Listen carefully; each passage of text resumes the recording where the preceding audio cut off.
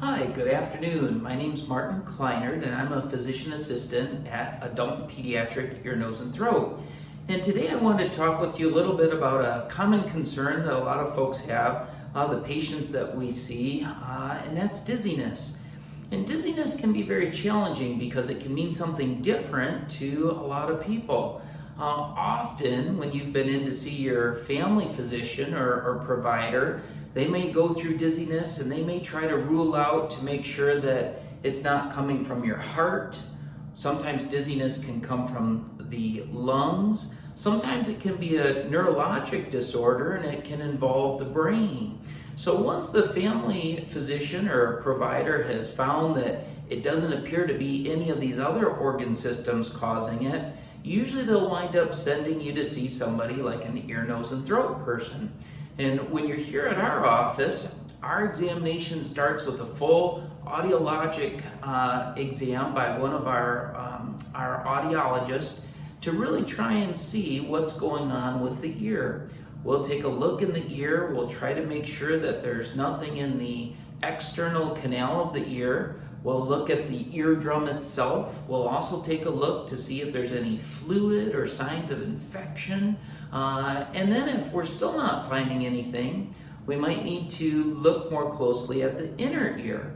Now, some types of dizziness can be found simply by doing an examination. And the examination of the inner ear will often involve some different balance types of tests.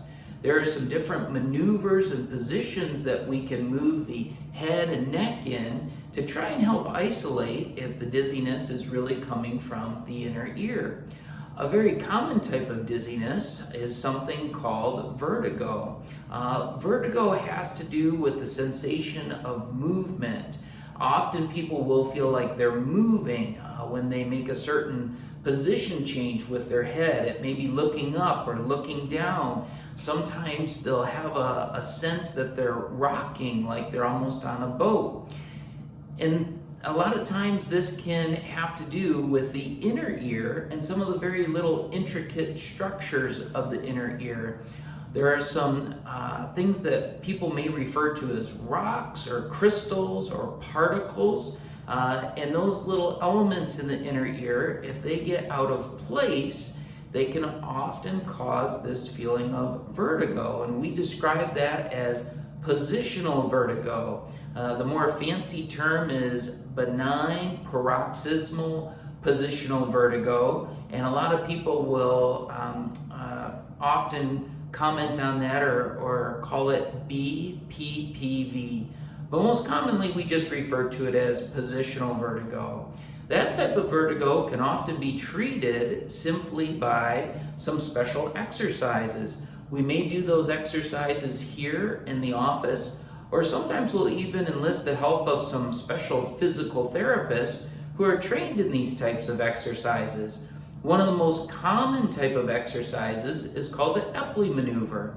The Epley maneuver involves positioning the head in some different ways to try and help get these little particles, crystals, rocks, if you will, back into place. A lot of that has to do with looking at the inner ear. And some of you might remember from biology class this little snail-shaped structure called the cochlea. This can sometimes be responsible for vertigo, as well as these little balance canals. They almost look like little horseshoes. And that's where the positional vertigo can come from. Now, sometimes vertigo can be involved with the inner ear, and there are some other conditions, some things called Meniere's syndrome. There's another condition that we call vestibular neuritis. There's also a labyrinthitis, and these conditions can involve some further workup. Sometimes we'll even look at medications for those types of syndromes.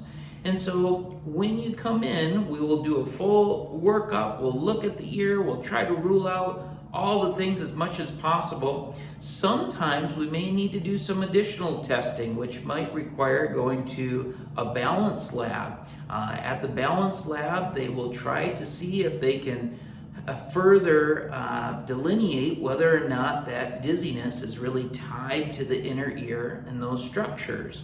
And so when you come here, we'll do our best to try and see if we can help eliminate those things that are making you feel dizzy. You will probably hear us try to pinpoint and even further expand upon the word dizzy.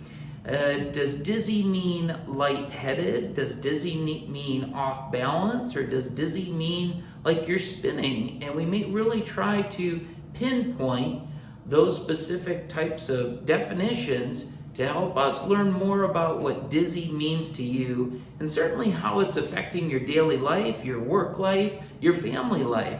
And once we get to the bottom of that, we can start working on trying to treat it to make you feel better. Well, I hope that this has given you a little bit more information about dizziness and also what we call vertigo. And we'd be happy to see you here at Adult and Pediatric Ear, Nose, and Throat to try and help you get through those challenging symptoms. Take care, everyone, and hope that you're staying safe and healthy through this COVID epidemic. Take care.